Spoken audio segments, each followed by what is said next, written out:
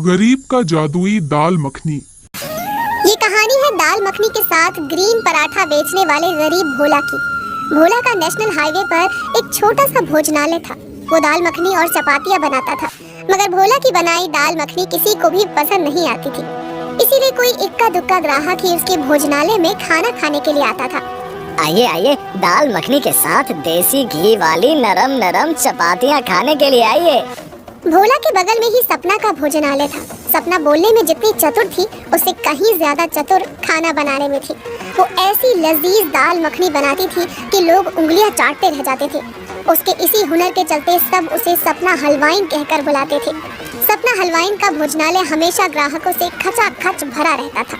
अरे सपना हलवाइन जी, जल्दी से खाना लगवाओ ना, आधा घंटे से वेट कर रहा हूँ भाई। और कितना वेट करवाओगी? अरे सपना हलवाइन का हाथ से मजेदार लजीज दाल मखनी खाना है तो वेट तो करना ही पड़ेगा ना बाबू।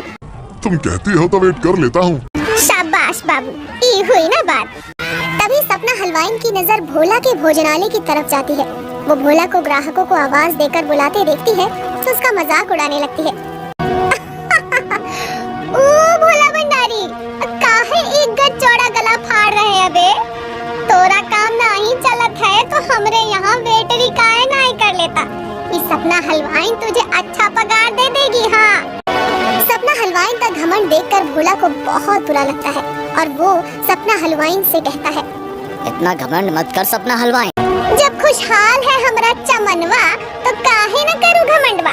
चल मर परे को, गरीब कहीं का।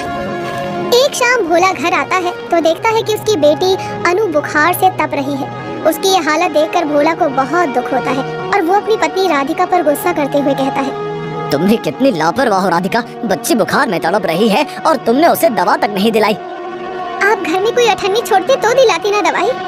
घर से लेकर ही जाते हैं आप, कभी कुछ कमा कर नहीं लाते हो। राधिका की ये बातें सुनकर भोला उदास हो जाता है और वो निराश होते हुए कहता है, हर दिन एक नई उम्मीद के साथ खाना बनाता हूँ राधिका। सोचता हूँ आज तो ग्राहक खाना खाने जरूर आएंगे, पर कोई नहीं आता। शाम को सारा खाना बेकार ही जाता है। पर अब क्या करें? अनु को बुखार में कैसे तड़पने दे?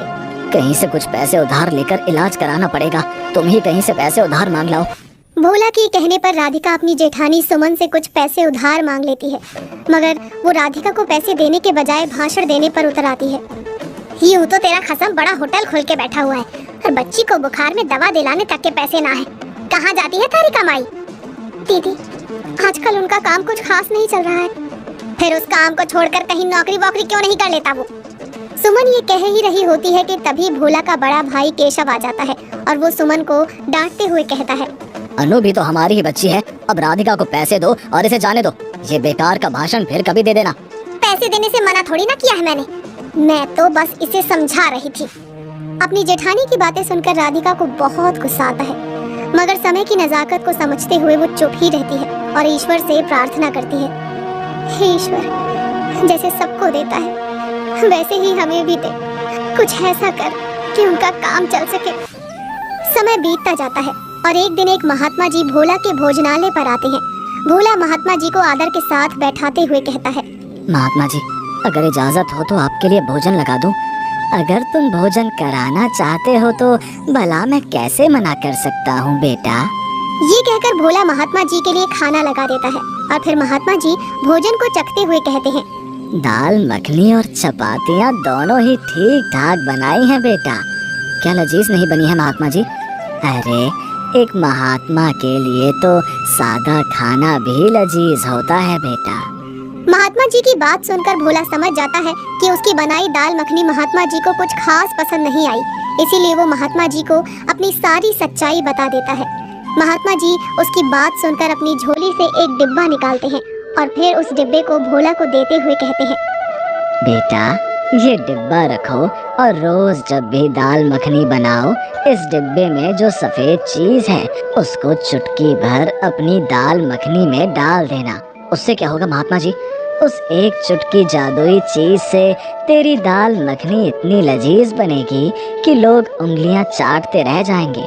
पर जब भी खाना बनाओ मन को शांत रखना, ईश्वर का स्मरण करना और क्या महात्मा जी? और हमेशा लोगों को कुछ नई चीज बनाकर खिलाने के लिए उत्साहित रहना। अगर ऐसा कर पाए तो समझना तुम्हारी सफलता निश्चित है। उस दिन के बाद भोला महात्मा जी के बताए रास्ते पर चलने लगता है। वो दाल मखनी बनाते वक्त शांत रहता, ईश्वर का स्मरण करता और महात्मा जी द्वारा दिए गए डिब्बे से चुटकी भर सफेद पाउडर लेकर दाल में डाल देता। इससे उसकी दाल मखनी इतनी लजीज बनती कि लोग उंगलियां चाटते रह जाते। इसी वजह से पहले जो भीड़ सपना हलवाई के भोजनालय पर लगती थी, अब धीरे धीरे भोला के भोजनालय की शोभा बनाने लगती है। ये देखकर भोला की खुशी का ठिकाना नहीं रहता। एक दिन वो महात्मा जी को याद करते हुए कहता है, महात्मा जी का भला हो, उनके दिए इस चुटकी भर सफेद पाउडर से तो मेरी दाल मखनी जादुई दाल मखनी बन गई। अब तो ग्राहक बिना बुलाए ही आ जाते हैं। मगर सपना हलवाइन अपने भोजनालय पर ग्राहकों की भीड़ कम होते देख परेशान होती है। ई तो ससुर टेंशन वाला बात होई गवा है। हमारा सब ग्राहक तो भोला का जादुई दाल मखनी पर मरने लगा। ई तो हम कभी नहीं होने देंगे। हाँ, एक दिन भोला बाजार में सब्जियां लेने जाता है तो उसका ध्यान पालक के ढेर पर जाता है। पालक देखकर भोला को महात्मा जी की बात याद आ जाती है। और हमेशा लोगों को कुछ नई चीज बनाकर खिलाने के लिए उत्साहित रहना।